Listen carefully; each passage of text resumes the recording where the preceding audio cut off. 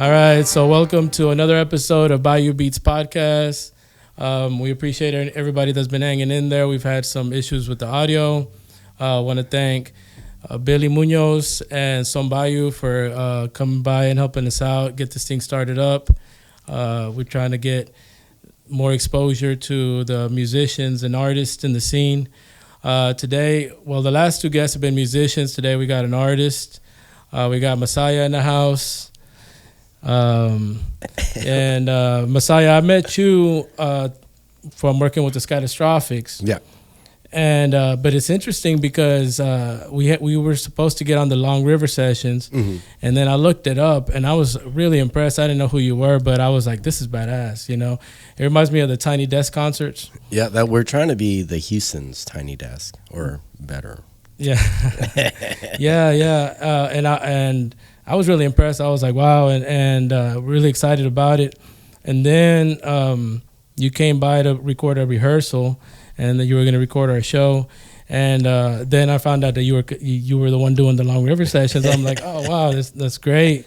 And so we've interacted with that. You did a few videos with us with the Catastrophics, and but this thing that we're doing right here with the podcast, it's in the similar vein that we're doing video and production and all of that. So I was like, this guy's doing Long River sessions, and it looks really great. You know, I could definitely learn a lot from this guy. Right on. And then also at the studio, we vibe, and, you know, everything, you know, we have fun. So so it's great. I was like, you know, it'd be great to have you on and talk a little bit more about the things you have going on and kind of how you got started. You're from California, right? Yes. Bay Area. Yeah, Oakland, you said, right? Oakland was the last place in the Bay Area I lived, but I was like a nomad pretty much all over, starting from like the peninsula to San Francisco, Oakland, East Bay, South Bay, all over the place. Wow, okay. Yeah, I couldn't. For a while, I was moving every 2 years just because I was like, I'm tired of this place, so I'm going to go find something else to do. Yeah.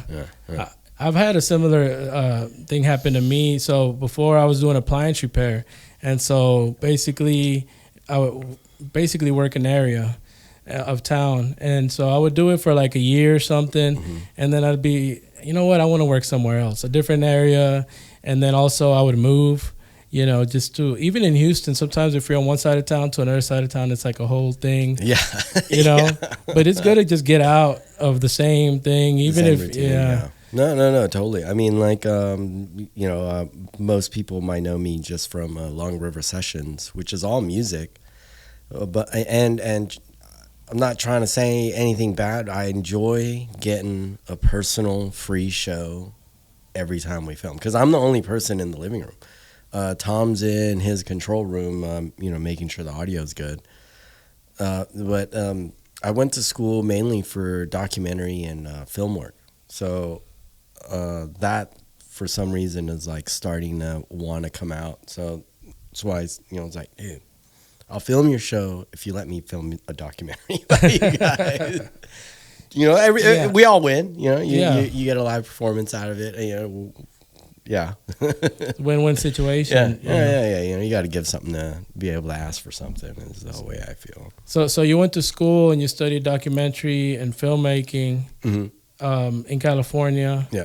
Where you went? What school? I went to a community college out in Berkeley. It was down the street from University of Berkeley, and the cool thing there was I was pretty much exposed to all facets of filmmaking, except for music videos, which is the funniest thing, since that's pretty much what I'm doing now, or live recording. But yeah, we covered protests, made short films, made PSAs, documentaries, you know, and the cool thing about that school was they would ask the multimedia department head all the time, like, hey, if anyone wants to volunteer to make a documentary about this class or whatever, about It'd be anything. interesting. Yeah. So I decided to hop on the muraling class. I don't know if I sent that to you, but Yeah. I know it was pretty dope. It was like a wall of a staircase, and there was like all kinds of stuff. I interviewed the teacher and everything, and some of the students. And I was like, oh, okay, this is pretty dope. And you just kind of be a fly on the wall, and hopefully ask the right questions. Yeah. Right. I mean, I asked you the questions. I hope that it wasn't too awkward for you or anything. Yeah. I mean, asking questions and interviewing is always a little awkward. And that's why I kind of like this, because it's not really like I'm asking you questions as much as I'm like talking to you. And so that's so much easier than just like, Yeah, and then you also got to coach people to be like, all right, I'm cutting myself out. So whoever's going to watch the video is not going to hear me. So you need to say, I'm so-and-so, I do this, instead of I play this, or if I, you know what I mean? Right. Yeah, you have to like re-input the question into your own answer. But it's like, but that's why also the conversation works, right? Because also like interviewing is the only time you really get interviewed is if you're getting interrogated, and sometimes it could feel like an interrogation, and it's just like, it's weird, but conversation and I think that's kind of why podcasting works. Yeah. But sometimes if you're trying to, I guess, just do something really quick, like in a mural where you're trying to, but even then, so like I have a background in sales, right? And, I went into it just for the skill set. And one thing that I learned is that even in sales, really it comes down to just having a conversation with the person. Pretty much in everything that you do in life, even if you go on an interview with somebody at work to a job or whatever, the worst thing to do is like start asking like questions or something like that. The most important thing is just, hey, how's it going? What's up? And just kind of connect. How you doing? And just kind of connect, on that level. And but I did see that video with the murals. Did you? Yeah, I did watch that video. Sweet. And that's one thing I noticed is that you have a love for filmmaking, and so in that you were kind of more like an expose, I guess you could say. And then I saw you did some short films. Yeah. Yeah. Did you see the remix? Of, about the labor myth. Yeah. Yeah, I was watching that, and then I was like, dude, that looks like so much fun. You got actors and actresses, and you have like a building where they're like that was at school actually. Yeah, and I did it in between like passing period, like in between classes, because I was like, all right, I know this script, I've seen the movie, I know what I want. I just need to make sure I direct them correctly. So hopefully, it was like one of the first things I've ever directed. So hopefully, Yeah. But after that, I learned a lot more. I didn't. I'm pretty sure I got a different chance to direct other people. But that's one thing that I'm trying to like get better at right now is how to direct people in front of the camera to get what I want. Right. So I thought I had to burp. Sorry. That's one of those things you have to sort of practice. I guess you just have to do it again and again and again. There it goes. Yeah. Sorry. One thing about Berkeley, though, in particular, is that for me, the way I sort of envision the world, that seems like a very, very creative area. I know that the Berkeley College of Music is like top notch. I don't know. I think that's two different things. The Berkeley Music might be on the East Coast. I'm not sure, but I know they have two E's, right? Yes. Yeah, the one I went to has a Y. EY. Yeah. Yeah. But they also like even the Berkeley College in California, it's that whole area is just known to be very, very creative. Yeah. How far is that from San Francisco? Probably 30 minutes or something like that. Right. Yeah. You are correct in that. But the thing is, with that area, you can throw a pebble and hit a graphic designer, a videographer, and some sort of some sort of artist. So the market was definitely super saturated. Like we had to maybe not fight for a legit job or whatever, but it was definitely hard to find something out there unless you went the Hollywood route. But Hollywood, I mean, dude, I was well on my way, but the thing is, like, if you get in, let's say you get in as the lowest tier person, because it's, I could be wrong, because it's union, you stay in that tier. It's not like you can move up to be a cinematographer or a director of photography or an editor or something like that. Like, that's what you have to go in and become. So I guess it's kind of like a trade job because there's unions and journeyman, yeah, all that, apprentice and stuff like that. Yeah, but all of that stuff changed because of the internet. It did. But if you go the internet route, you're not making money at all, dude. Well, you know, it really depends. It really depends because, like, things have really changed and shifted. Where Hollywood pretty much had a stronghold on how everything works as far as all the content and all of that. And then like media, it was, the top 3 or 4 network television stations. And there's been this huge shift where, I mean, like you have Amazon Studios, of course, like Netflix, but then you also have YouTube and I mean, I guess, there hasn't been like too many, I guess you could say YouTube movies, but the amount of people and the amount of time they spend on YouTube, like, is way more than the amount of time that people spend sitting at the movie theater watching a movie. I agree. Well, and with that, and like on top of that, if you have a beefy computer, you can pretty much do Hollywood grade movie effects. Like I recently figured out how to use Unreal Engine. Are you familiar? Yeah. So I could make a character on Unreal, use my iPhone, record my face talking, and import that into Unreal, and I could have a character talking. And then not only that, I can create a world in Unreal, use my iPhone, and film in that world, whether I'm walking forward or backward. Yeah, dude, it's pretty dope, dude. And that's like AI, right? No. This is essentially Unreal is like what they use for the video games. Yeah. It's essentially game development or like CGI movies. Right. Yeah. I do mess around with AI a lot also. Right. Yeah. Yeah, because that's where I could see that merging together, to kind of like develop something with the prompt. Yeah. As far as backgrounds or lighting or all kinds of stuff. So, I used to be a giant hater in anyone who shot on the phone. Like, it used to make me cringe. But I started working with a lady named Hannah. She's the front woman of Hot and Heavies, and she works at Studio Sassafras.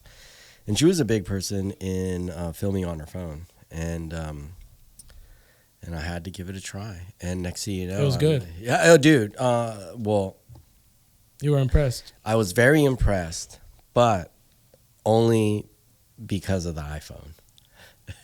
Are you an iPhone guy? No. Same here. Android for life, but I didn't buy an iPhone for the camera. For the camera. Yeah. Like they have an algorithm or something that. Yeah. One of the guys I used to go to film school with. He was saying something similar, like the algorithm in Samsung phones is apparently outdated or something like that. Yeah. So I have an iPhone now, but I don't use it for my phone. And Apple is right there in the Bay Area, right there down the street. It's so crazy. Also, OpenAI is like blocks away from Apple. There's just so much. Yeah, and it's a great place for you to come up in, to be around that and all that, and then kind of move away. But definitely you get it in. If you want to be creative and people to work with, I did do a bunch of work out there. I've done a bunch of paid gigs out there in addition to free stuff.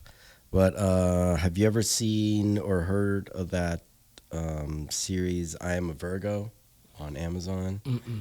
Well, the director is Boots Riley. I don't know if you've ever heard of Boots Riley. Are you a big hip hop guy? Yeah, I mean, I like hip hop, Yeah. but Yeah, he was early back in the day stuff. But I got to be an assistant director for one of his shoots.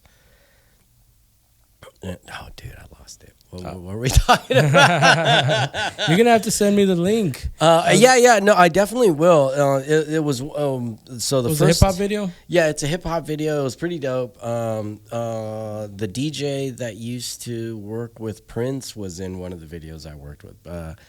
Pam the Functress. Okay. Yeah, R.I.P. She passed a couple years ago or whatever. But yeah, I was like, oh man, dude, I filmed her in a hot ass. You're one step away from Prince. Yeah. Whoa. Yeah, but Prince was still like thousands of miles away. Of course, yeah. But still, I was like, oh snap. Yeah. But at the time, I had no idea who she was. I thought she was just a DJ. Yeah. Whatever that means. Or was she a unz DJ? I don't know. So how long have you been in Houston? Since the beginning of 2016. 2016. Yeah. Okay, so it's about 7 years. Mm-hmm. Okay, so you came to what brought you to Houston? Do you want the cool story or do you want me to lie to you? The cool story, man. The cool story, the real story versus the cool story. Do you want the cool story or the real story? I need the real story. All right, man. I was chasing a girl. Yeah, I figured. I don't want to say it. What made you figure? What the shit? Do I want to admit this out to everybody that I chased a girl? Yeah, no, it's fine. I made up the cool story recently, which was to be like, I wanted better opportunity to shoot. Yeah, but they were chasing me because they were out to get me, and I was like, I had to jump state. But you know what? I like as a Californian or someone from the Bay Area, I never thought I'd end up in Houston or even Texas for that matter and love it. Like I don't think I would ever go back. But at the same time, I tell everyone I know, move out of your hometown. Because I think I grew more in 7 years in Texas than 30-something years in California. Yeah. And I was like, all right, I got to figure this out. I have no family around me. Like, as an Asian guy, we stay within our pack. You know what I mean? Like, it'd be whoever's the oldest, the mom lives there, babysits the kids, and babysits at whoever else, and cooks and all that.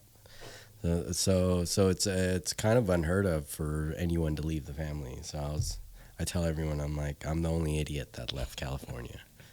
But I would never move back. I would never move back. Outlaw. The black sheep. The black sheep. Say, get all that. And yeah, there's a huge Asian community out in San Francisco. That's all it is out there, dude. I mean, yeah, like I grew up in Daly City, and the city is always foggy. And the joke growing up was, you know why it's always foggy in Daly City? Because all the Filipinos are cooking rice. So it's like, all right, fair. But I grew up in fog and cold. I hated it. Mm-hmm. So like with this hot weather, I might complain every day because it's been over 100, whatever. But I would not trade it for anything. Yeah. Like, And it seems like you got around a circle of pretty cool people out here. Yeah. And met you guys. Shit. I mean, even in the Long River sessions, I've seen a lot of your guests. You got. How do you meet all these people? Tom, the audio guy, generally handles all that. Just because he's the local, he knows all the musicians. He plays music, so he's in that scene. Like I still consider myself the new guy, but recently I've been just throwing myself into and saying yes to pretty much anything, or trying to reach out like you guys. I was like, dude, let me film you guys. I'm super That's bad. awesome, man. Yeah. Man, we really appreciate that. It's a lot of fun, but you're also really good. And sometimes, like what you were saying, it's a win-win situation. You need something to film. Yeah. We need somebody to film us. Yeah. Let's put it together. Yeah. And it's super fun, dude. Like, I have this tomorrow. Shit. I thought it was later than that. But yeah, tomorrow I'll be filming the Hot and Heavies, the Lonesome Haunts, and Shame on Me. Oh, Continental Club. Yeah. I'll be filming that and then doing the same process I did with you guys. So yeah. By the way, if no one knows, because I don't ever talk about it except for you guys. But this is probably the first time I've ever publicly talked about the project that you guys are involved in. Oh, that's true. Yeah. We kind of alluded to it. Yeah. Yeah. But my issue right now is whether or not I want to turn it into a full-length documentary or a mini-series. Currently, right now, I have all the footage I need to pretty much turn what I filmed for you guys into a 10, 15-minute episode. But I could not do that and save that footage to make this documentary. I don't know which direction I want to go in right now. Yeah. Yeah. I mean, you would have to kind of figure out what your arc is going to be towards the end, and that pretty much. But then also you're okay. I still can't figure out what your position is over at 90.1. I know you have a radio show, right? I do have a radio show, but that's on like the streaming platform of KPFT, and that's with Tom and I. But we pretty much talk about, we play music, kind of like the underground scene of all genres, or we'll play music that we have some sort of experience to, and then we'll talk about that. But the 90.1 stuff, I work with the show, The Living Art Show.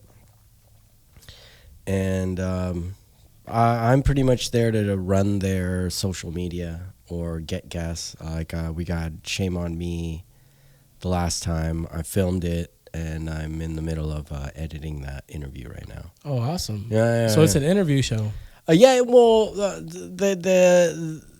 They mainly talk about artsy-fartsy stuff. I'm not hating on that. No, I just didn't know what else to call it. Hey, that could be a good thing, No, I love their show. They get real deep and intellectual about certain topics. They're both two English teachers.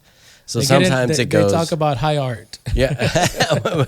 Yeah. Sometimes it can be. The first time I was on their show, I was talking about my experience in AI. Okay. And then as far as like generating images or video and stuff like that. So, and then eventually they had mentioned they're trying to think of go more into social media or video. So I was like, all right,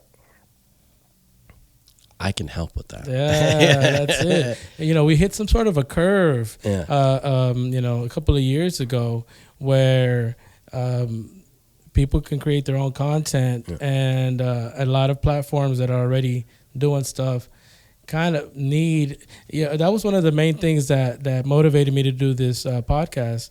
Mauricio, he's like, we're still promoting shows the way we used to, flyers. Mm-hmm. And it's like, that's, people don't do that anymore, and I'm like, you're right, there has to be this shift, and to be able to get people's attention and just kind of expose them to it, and then see if that's something that they're into. Yeah. No. I mean, dude, the way to get content out there has changed so dramatically in the past probably 5 years or something like that. You know what I mean? So, and 5 years ago, I don't think. I mean, people still wanted video, but I don't think it's as urgent as it is now.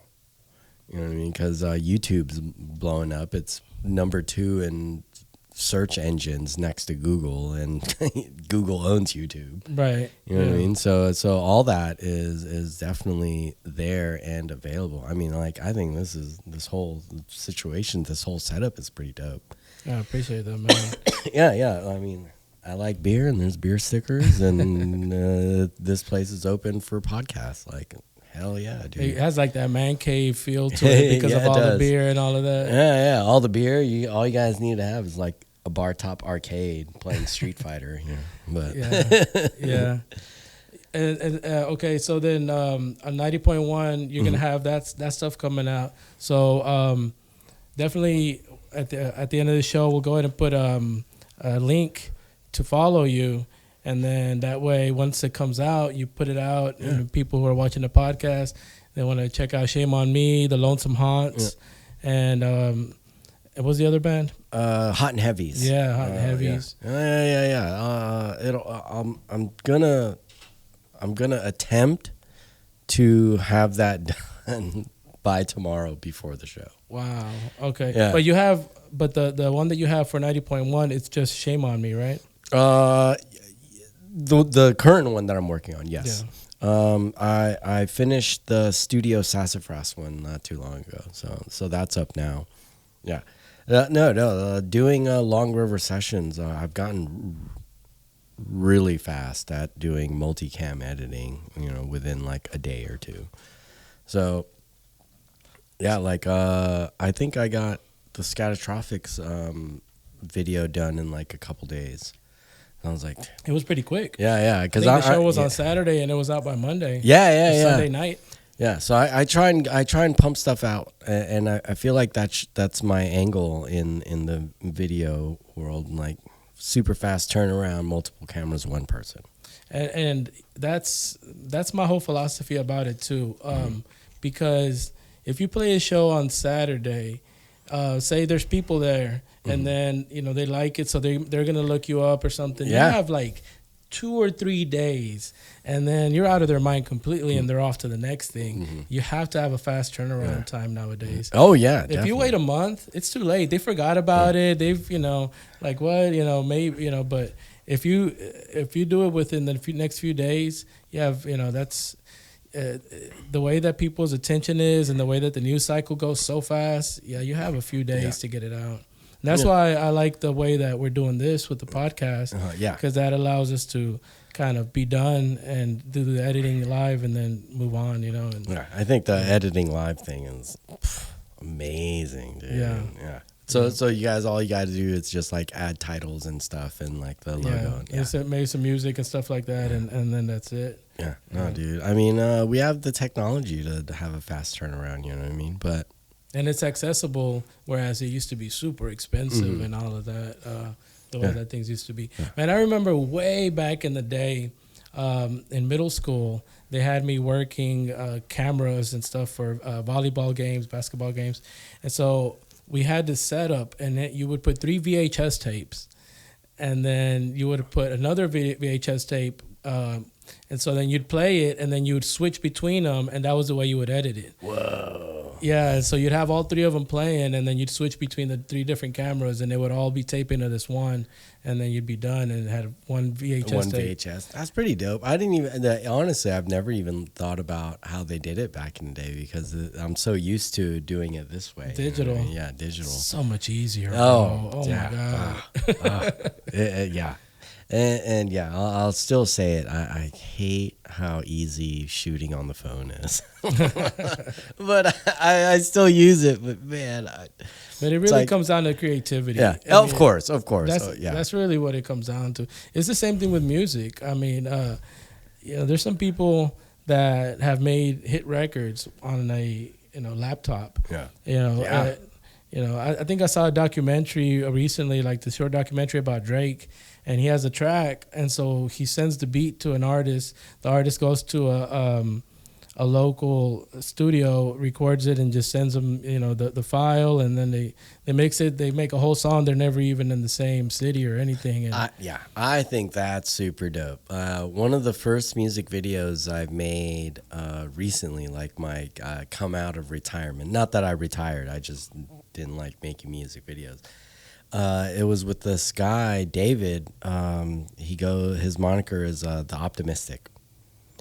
And I've still, till this day, have not met this guy. But I've made 3 videos for him, all digital, all remote. I was like, and like even parts where I needed footage of him, I was like, all right, I just need you to take a video of yourself playing this track and make sure you have this much of your body, you know, make sure don't cut off your feet or whatever, and I'll deal with the rest. And I was like, all right, yeah, I can definitely make music videos remotely for anyone and train anyone to shoot themselves and send me the footage. And I was like, wow. okay. Dude. Okay. And creativity is so awesome. Yeah. Just making stuff, you know, and being able to collaborate with other people that are making stuff, you know, and that elevates it, you know. Yeah. And man, yesterday at that practice, it was really good. I can't wait to hear that footage, man. It sounded pretty good, right? Yeah, dude. Oh man, yeah. It's always fun to be at a rehearsal space because I feel like I get to hear stuff that no one else gets to hear ever. You know, I mean, I don't know what that last song you guys were playing, but it sounded like you guys were just jamming. Daniel was singing or whatever. Is that a cover or what was that? Yeah, I think it's one of the songs that's in the album, but we haven't played it with this. Okay. And so we were kind of going over it, and we want to add it to the set list. Oh, dude, it was awesome. I was like, it's like 10:45. I gotta get home because I got work tomorrow. But this song is badass, dude. Yeah, and you know, I don't know it, but Zach knows it, and then he's playing it. Yeah. And so then I'm following him, but I've heard it, so then I could kind of find it, and yeah, it's cool when stuff like that happens just spontaneously. Yeah. So when you say Zach knows it, you heard it, and you played along, does that technically mean you're playing by ear? Technically, yeah. Well, Yeah. Okay, so part of it is that I'm playing by ear, but then also I know how to play the guitar, so I can look over to see what he's doing on the guitar, and then I could kind of figure out what chords he's playing and all that, and then you know, and then from there, if I could find the key, you know, then I could move around and find other chords and stuff like that. So let me get this straight. You're looking at Zach's fingers to see what chords he's playing. Your brain is computing that and converting that to bass. That's right. That's gangster as fuck, dude. So like, I think that's magic to me because it's like my little brother used to play bass a lot, and he would just listen to video game music, and then it would just call me and be like, "Hey, listen to this." I'm like, "What the? How did you do that?" Because I was just been listening to the same line for like an hour, trying to figure it out. But that I think that's talent.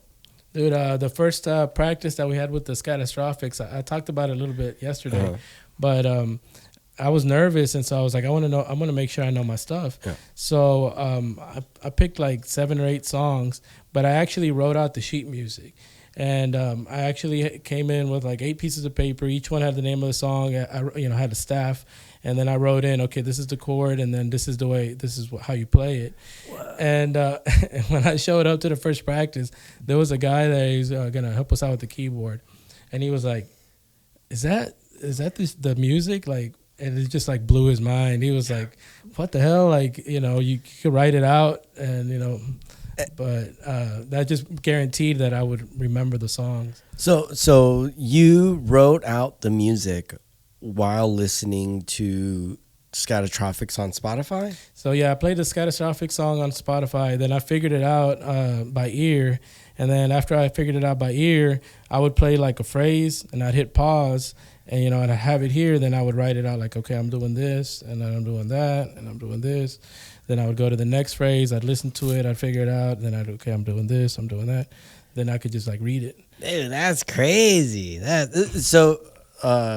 I'm not doubting your skills, but did you have like a couple notes that were off, or were you like on point through the whole thing? Well, the thing is, whenever the first time that I go through it, there will be some mistakes, and so then whenever I try to play it again, I listen to it a little bit more closely, and I'll be like, wait, no, that note's kind of like this, and so I write it in pencil, and so I'm editing it all the time, and even whenever I bring it to the band and we're playing it, because sometimes I'll play it one way, and then as I'm playing it, I'm like, you know what, it sounds better this way, but I'll only do that until I memorize the songs. But like with the Catastrophics, they already had 2 albums. Yeah. So when I went to my first practice, I was like, I need to know 8 songs.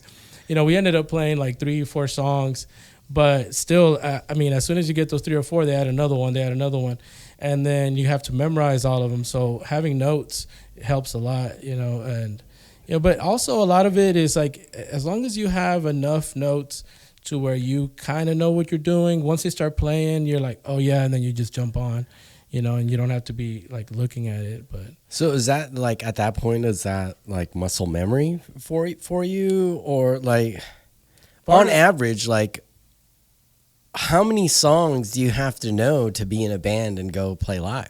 Like that's man, with the Catastrophics, on a set we'll play like 13 songs, 14 songs. Damn. Yeah. And that's the thing, like people like Diego, they joined the band, and then it's like it's not, when you start a new band, you might start with 1 song, 2 songs, but when you join a band that's already established, you got to kind of know enough for a set within, the next show. So you might have like maybe a month to figure out, 8 songs, 10 songs. Damn. So at that point, you have to be a decent musician. And the thing is, again, if I write the notes and then they'll call out a song, Ghost, a lot of times I'll be like, how does that go? Because sometimes even just by name, I can't put the music. If I have some notes there and then it's like, oh, okay, or, and then I could kind of read it when the band starts playing, and it's like, oh, okay, I remember now.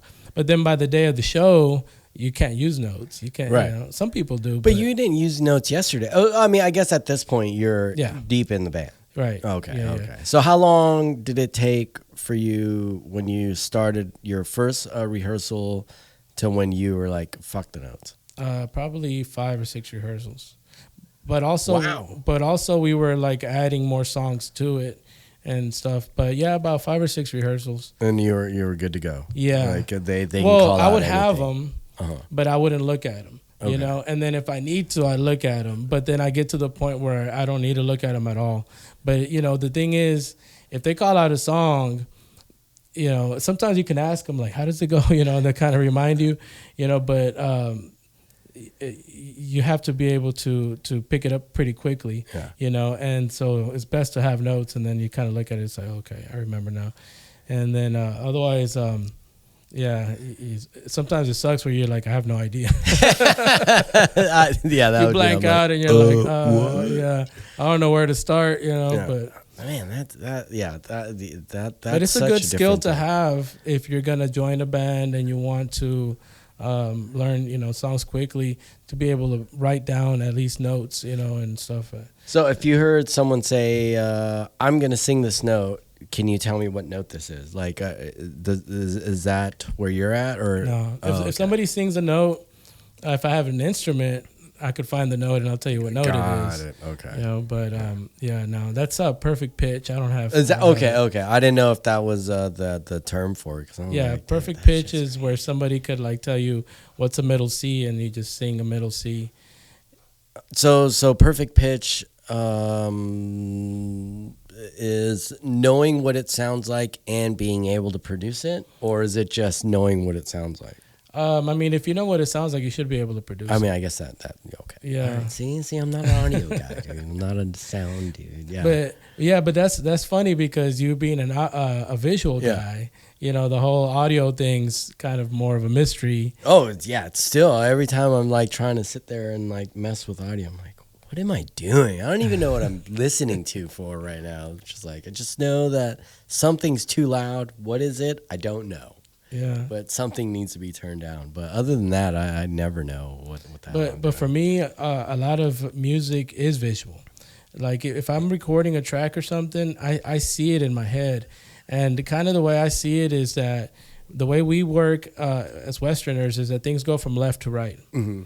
So I always look at like if the beat's gonna hit like a boom, tap, boom, boom. The boom should be on the left because it hits, and then the ta should be on the right, so that you're kind of doing this. And then so the panning and all of that, I usually try to create like a audio visual thing where like even if it's a drummer, I try to visualize which drums are on this side, which drums are on this side. If there's two singers, I'll usually put the lead singer on the left and the harmony on the right. Why not equally put them on both? I mean, you can, but to me, the attention usually starts on the left. Okay. You know, because like when you read, you usually start on the left. So usually everything starts on the left, and then the accompaniment is on the right. You know, right.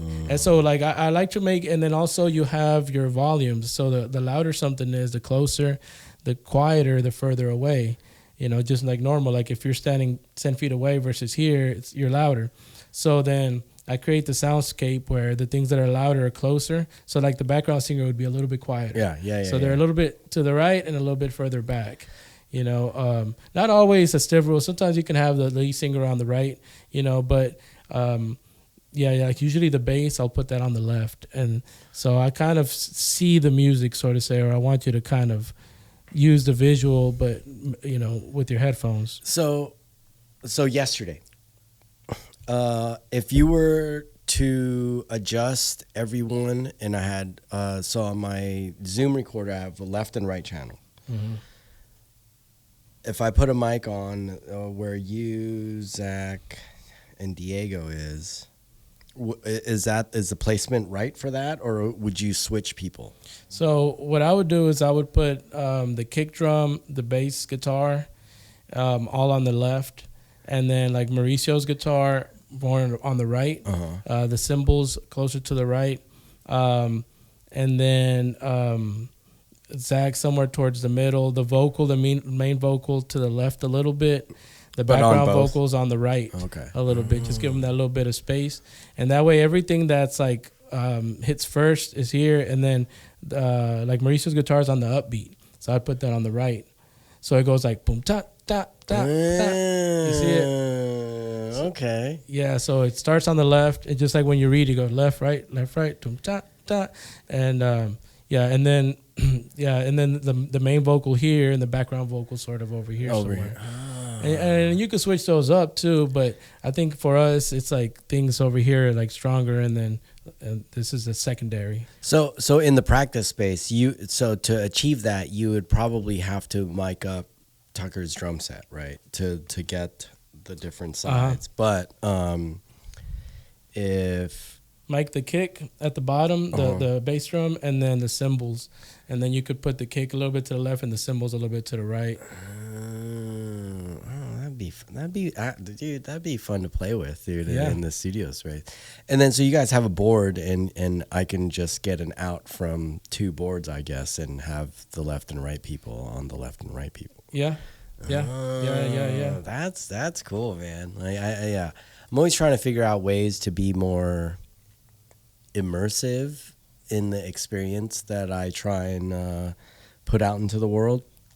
Because like I think this 360 video stuff is like it's mind blowing, dude. Yeah. Because you can edit it and adjust the camera to see what you want to see, but I think have you seen 360 videos on YouTube? With the VR goggles? You don't. Where you just move it around, can, right? where you can also move it around. Yeah. So I'm trying to figure out how to do that in a practice space. Like we said, were you the one telling me about Pinata Protest? Yeah. Where it is in a circle, but if in a practice space you still are in that circle like yesterday, and I just string up a 360 camera right in the middle. At that point, you'll have everybody in the space, and we do your sound thing where it pans left and right or something, and have the viewer on YouTube look at like, okay, who's singing? Oh, I want to look at Billy. I was like, oh, the drum sounds badass. I want to look at Tucker. You know what I mean? Yeah. Like. Then also you can do that, and then you can also go back and edit it. But now you have all of the everything, so then you could just kind of move it around. Yeah. When the lead guitar goes there, to have that option to see it both ways. Yeah. Or whoever you want to look at that point. Right. You know what I mean? Like, it's like, Yeah, I'm trying to be more interactive in the content I produce. Has definitely been one of the main motivations to keep doing it, because it's like, all right, I have a strategy when I film live shows. I've seen plenty of videos of live shows where it looks like it's well produced. Not knocking on that, but I want to see stuff where it makes me feel like I'm there. So I try and like walk through the crowd a lot, take footage of people over the shoulder, or even just like focus on someone doing the video on their phone, because that's like the new lighter, back in the day. Yeah. So it's like, all right, I want to make it more immersive. Yeah. But one thing I was looking into a little while ago was like 360 sound.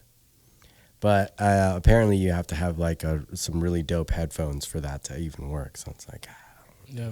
But I mean, if you ever need me to help you out with any of the sound stuff, man, to come and mix it a little bit and stuff. Yeah, because it does make a difference. Because especially people, they listen to a lot of music on headphones or in their car, and when you have that left and right and you mess with it, it kind of spreads everything out, and kind of it's easier on your ears whenever you don't have to kind of dig through it, and it's kind of already there. So does that mean would that classify as having the music sound more full, or is that a different thing? It's just more of, it gives you the feeling like as if you're at a show. Yeah. So when you're at a show, you're gonna have the bass player on one side, you're gonna have the guitar on this side. Oh, okay. You see, and so it kind of paints a picture for you instead of just having everything stacked in the middle. You know? As a musician for live shows, do you guys like crowd noises? Crowd noises, like people cheering or talking or whatever. Do we put that in the track? Do you guys for live shows, like recording or whatever? Do you guys, as a musician, do you like hearing the crowd noises? For the most part, no. I mean, if it's gonna be like in between songs or something, or if they're like, hey Houston, woo, something like that. But like once the music's going, kind of want the focus just on the music, for the most part. But it's interesting. Have you I'm sure you've heard Elton John. What is it? Billy and the Jets. Benny and the Jets. Benny and the Jets. Yeah, Benny and the Jets. And then the famous one is a live recording. You've heard it, right? Yeah. And there's a guy that does like a whistle. And like, at this one part where he's like kind of building it up, and some guy's like, woo, he just whistles, and like that is like a part of the song. At this point, Yeah. So it's kind of cool that they caught that, because you do, in a way, you do kind of catch that chemistry between the artist and the audience. And that's cool if it's done correctly like that, Yeah. Well, it's so weird. Not weird. I shouldn't say weird. It's so fascinating to hear different perspectives, especially from a musician. You know what I mean? Like for me, I want to capture crowds and crowd noises and put that all in, because it's still immersive to me. But you know what I mean? At that point, does my need for artistry trump the artistry that I'm capturing? It's definitely a weird balance. It's like diminishing returns, because then at some point the music it's just kind of more like, for example, this podcast right here, right? I've heard other podcasts, and then like there was one that they were doing it at a diner, and then you could hear people like talking in the back. You could hear plates and stuff. It's just distracting. You want to have the attention on the conversation, and everything else like not there. Because anything that can distract your attention away, it's not good. Yeah. And it's the same thing with music, sort of. We want people to be engaged with the song and just be like, in the song. Sometimes somebody talks, it's like, okay, like it's like going to the movies and somebody's talking, and it's just like, it's about the movie. I'm not here to hear your commentary on it. Yeah. So, all right, as a musician on stage, how do you feel about people talking in the crowd? Like having a full-on conversation? I mean, I don't care. As long as it's not like louder than the music. Like I remember one time I went to go see Roger Waters, and is that the Pink Floyd guy? Yeah, the bass player from Pink Floyd. And so there was this lead guitar player, And so he was doing this solo, but it got to this point where everything got real quiet. Mm-hmm. And so he kind of wanted to build it up from there. And that's where, like, if people are just like talking or yelling, yeah, come on, and it's just like, shut up. I'm trying to do this. Yeah, and I'm trying to kind of build this drama. I don't need you yelling, like, just bring it down, And Little Richard was famous for that. He'd be, shut up. I think Roger Waters did that, actually. He told everybody to shut up. But then everybody was like, yeah, they got louder, like, woo, he told us to shut up. So I guess that's like a form of heckling, right, for a comedian? Yeah, sort of. Yeah. Okay. It's just, oh, God, it's the same thing. You go to a comedy show, and then there's somebody who won't shut the hell up. And it's like, yeah, you're funny, but I'm here to see I'm this here guy. to see that, yeah. Yeah, so the attention, that's the only thing. But sometimes that's part of it. Yeah. No, I mean, it's definitely good to know. Just, and as a videographer's standpoint, I want to capture what the band's going to be happy with, and also be good with what I want part of it. But you know what I mean? Like, I try not to overstep boundaries too much. So if a professional recording of a live show happens, and they had the audience on a separate track, if the audience noise is there through the whole thing but lowered, would that Yeah, there you go. Between songs, you bring it up. Yeah. And then you could even have people talking or whatever, and then it's like, all right, and then once the song starts, you cut them down. Unless, you're listening to it and you hear something that like kind of goes with it, and you're like, oh, okay, maybe we could use that. But just random. Hey, where did you park at? And, okay, I'm gonna go to the restroom. I'll be right back. Yeah, I gotta take a piss. I'm fucking drunk. Yeah. Okay. Yeah, you don't need. Yeah, it's like it's immersive. You're there, but it's just noise. Oh, that's good to know. That's definitely good to know, because we should definitely work together on more stuff. That was one of the reasons I wanted to bring you on, because I want to learn from you. But it seems like you're learning from me too. Yeah, no. I mean, I try not to. I try to like stay in my own lane, because I always have something new to learn. Especially from a musician. I ask Tom all the time, and randomly too. I'm like, hey, what's stems? Like, what's the difference between stems and multi-tracks? Right. Yeah. And then we'll have like long conversations about audio, and it's like, okay.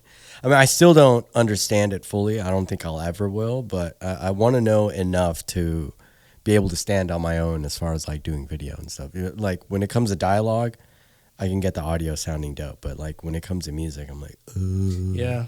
That's the thing. You got to know the how to make a band sound good, balance it out, and that's a very tricky thing to do. But I also heard that like getting live audio versus studio audio, it doesn't translate into video or something like that. So I guess like the bass drum is always louder than the vocals or something because of how sound resonance or whatever in the venue. I'm like, oh, this is too much. Yeah.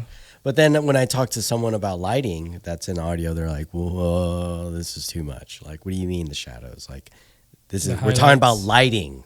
Yeah. Why are we talking about shadows? Like, okay, all right, okay. I get it. Yeah, it's funny. No. So here's the $1 million question. Is Long River Sessions coming back? We're always going to be there. Like, as far as video, we're currently looking for a new place to shoot. Because Long River Session, like I love doing those things, man. It's such a dope thing. We have 11 Below sponsoring it, so as soon as you show shout out to 11 Below. Yeah, right up the road from here, dude. Yeah. They're badass. We definitely are always trying to improve and upgrade, our stuff all the time. So currently we're just doing radio station stuff, showcasing music from locally and locally elsewhere. I guess everywhere at that point. But yeah, we're gonna try and find a new studio to shoot at, or do less at the house. The only reason why we slowed down because we shoot out of Tom's house, right? And we blocked his windows with fake brick walls, and they haven't had natural sunlight in their house for like 3 years. And every time we go over there and shoot, I'm excited to shoot, but I'm like, dude, you guys also live here. Yeah. And you guys haven't had like real sunlight in 3 years. Like, yeah. Right. So it was definitely a time to move. Or yeah, we really don't know. You know, we always get out there, super hardcore, retreat back, you know, try and upgrade some few things, and then come back out. So, but yeah, That's the way to do it. Yeah, it's definitely going to still be there. Your social medias is Visuals by Masaya. Yep. It's not Messiah. It's Masaya. Masaya. M-A-S-A-Y-A. That's your real name. Yes. Yeah. Masaya. Yeah. It's more Asian than biblical. And that's so funny, man. Because whenever they were like, yeah, Messiah, but they, you know, when you say it like that, Messiah, I'm like, who's this guy think he is? Yeah. You have no idea. I've gotten that more times than that. And I was like, no. I'm not trying to be blasphemous. I'm not even Christian. Yeah. No. I'm not here to save nobody. Yeah. This is I am not the chosen one. No, I'm not chosen for anything. Unless you say you want to do video, then I'll be the chosen one. I'll be the chosen one. Yeah. Hey, that's good. I like that. Yeah. The chosen one. So it's Visuals by Masaya. Yep. Masaya. Yep. Long River Sessions. Yep. I mean, you got a bunch of bands out there already. Yep. And so it's great. It's on YouTube. It is on YouTube, yeah. And then we're on KPFT HD2. We try and do a post about it every Sunday. And we feature local talent. We try to feature local talent. But yeah, you can always email us if you want to do submissions. longriversessions@gmail.com. There you go. Yeah. And you're going to be at a Continental Club Saturday, tomorrow. Yeah. Yeah. It's tomorrow. You're like, don't remind me. Yeah. No, dude, I'm telling you, I love shooting. It's just like you're finding your space and time again. Yeah. Space. Yeah. I live and die by my calendar. Yeah. It's like, so I'm looking forward to that. That's going to be great. And then the other thing you're doing with Shame on Me over at 90.1. Yeah, that was this past Wednesday. But I'll be working with them again, doing similar interviews with you guys, and maybe make. You know, I'm probably going to do a series.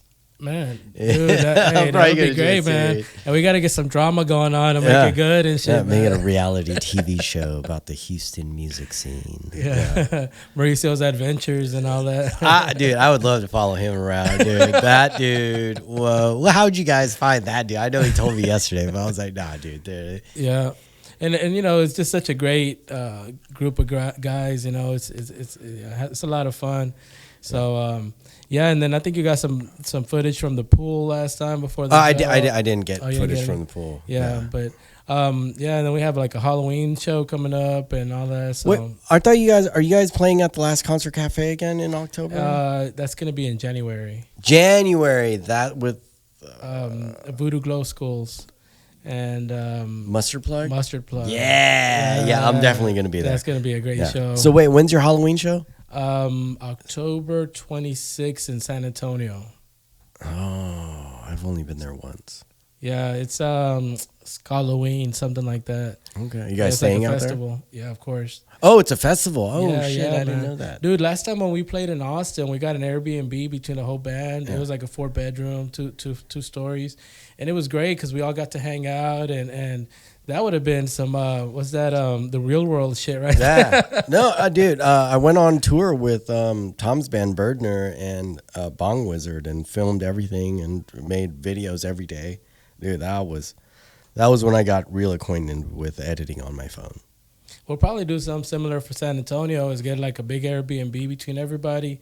You know, there's so many members in the band that if everybody puts in, like $100, you can get like something baller and you know, have some fun, hang out and stay out there for the night at least. And yeah. No, dude, tour is definitely fun, even though I wasn't playing at all, but yeah, it was definitely super fun. Yeah, man. I mean, if you're down to come out there with us, man, it'd be great. Well, so I mean, I'm always down. But I will tell you, I'm a little guy, but I snore real big. Like, you need your own room. Yeah, I mean, if I drive out there, I'll just sleep in my car because you guys would hate me after a night. if I'm drinking and we're gonna sleep in the same house, yeah, everyone's gonna hear me. You're not the chosen one. No. I mean, I'm the chosen one to sleep snore. in the car. Yeah. I'm okay with that. Every time I go to Austin for South by Southwest to shoot with my buddy at Pace Magazine, I sleep in my car because I don't want to piss off anyone. Wow. They're like, dude, this little guy, it's like 5 foot nothing. Like and a bear. Snores. Yeah. Yeah, it sounds like a fat Texas guy drowning in queso. I'm like, oh, yeah, dude, it's bad. It's bad. That's funny, man. Yeah. So definitely, once you share that stuff, I'll share it also on the Bayou Beats podcast, on social media. And I mean, it's great stuff, and it's been a lot of fun. Dope. Yeah. And I can't wait for all this stuff to come out. And yeah, we'll keep on creating, coming up with more stuff. Yeah. Opie Hendrix, that's on your hat. I'm wanting to get him in here next week. Come on down, Opie. Yeah. And dude, and that's so crazy. You said you had filmed a bunch of stuff with him already. Yeah. Famous, Happy People. I saw the Happy People video. That was you? Yeah. Shut the fuck up, man. Whoa. Yeah. Happy Dude, People. Synchronicities, man. Every time we get somebody in here, it's like we're connected in some weird freaking way. Dude, that was a dope shoot. We went to some guy's house in the Woodlands, and this motherfucker had a replica room in his guest house garage thing of the Oval Office. Yeah. What the fuck? Yeah, dude, it was crazy. Whoa. Yeah, it was crazy. That's and crazy. Like anytime we were in that room, we had to take off our shoes because it was like fucking legit, dude. Yeah. Yeah. And we're like, oh, okay. Yeah. Whenever the president's in town, that's where he pretends that he's in Washington, D.C. He goes out there. Yeah. I mean, I wouldn't doubt it, dude. I mean, like, it was like on point. Like, it was a trip. And this dude had like I don't know if it's not working, but the stage technician guy could hit a button, and the Blue Angel jet above his garage can like start shooting smoke out. Yeah, it was crazy, dude. I was like, what? Where the fuck am I? That guy had some dreams, some weird dreams that he wanted to make come true. He did it. Right? Yeah. It's definitely true. I was like, that's holy cool, shit. man. Awesome, man. Awesome, dude. This has been fun. Yeah. Appreciate you coming through. Of course, we're gonna still be collaborating on this stuff, and it'd be good to collaborate on some more stuff. Yeah, going forward and see how we can blend these two worlds together. Yeah, I want to even bring Tom out here. There you go. Yeah, and we'll do a Long River session show if you want. Dude, let's do it, man. Yeah. Awesome. Appreciate you coming through. Thanks everybody for tuning into Bayou Beat Podcast, episode 3. This is Masaya in the house. Visuals by Masaya on all social medias. Yep, and website. You could throw a .com on there and you'd be good. Yep, Long River Sessions. Check them out. It's got a bunch of great bands in there, and it's got more stuff coming out. Thank you. Yeah. Goodbye. Have a good one, guys.